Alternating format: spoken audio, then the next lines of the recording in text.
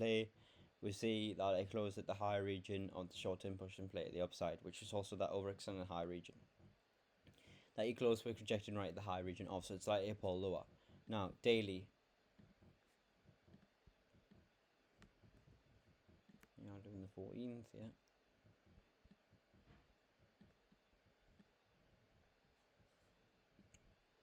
Relative to the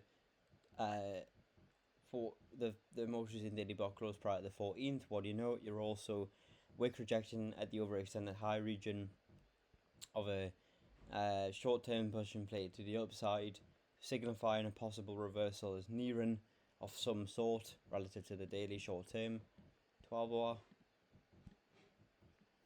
You're wick rejecting the low end region of a short-term push and play to downside.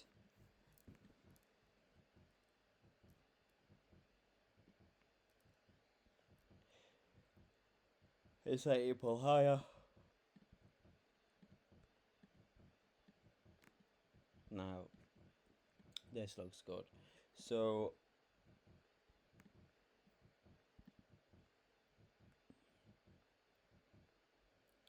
the most recent 9-hour bar close right at the low end over extended region of short-term push and play to downside. Wick rejecting the very low region of, signifying a possible reversal is nearing or retracement of some sort. So, you know, if you're wick rejecting right at the low over extended region of a short-term push and play to the downside,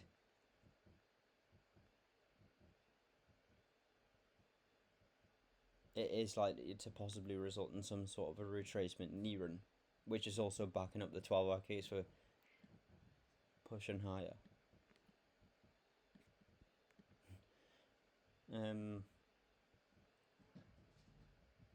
Here, same thing, wick rejecting the lows. Cat's going crazy if you can hear it. Yeah, her.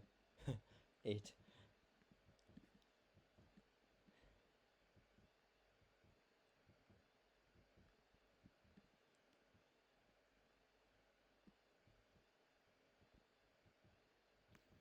For same thing, short term pushing play to the downside, wick rejecting the lows, let you to pull higher.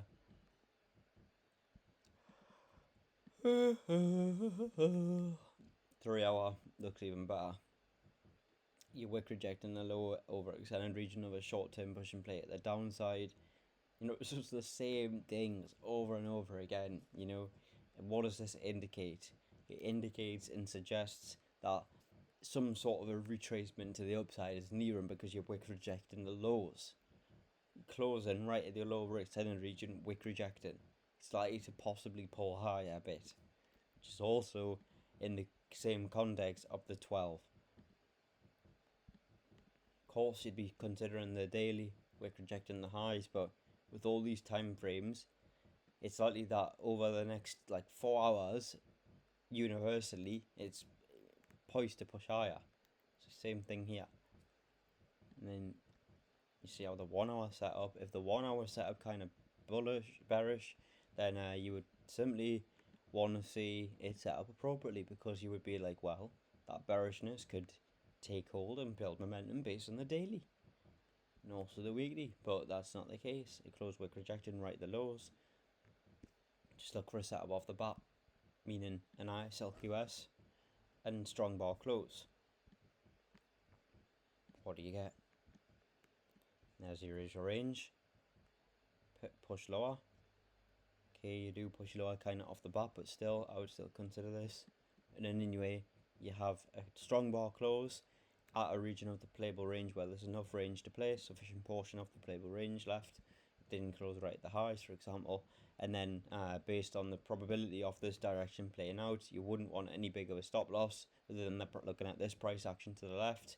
So this is your price action to the left. What do? You mark out 10 pips. You go straight to the appropriate amount, 10 pips. You look at that and then you compare that up with any zone to the left. What do you see? Half of this wick. So then just literally place your stop there. Half of the wick. And then target your 101. And then there you go. Really simple.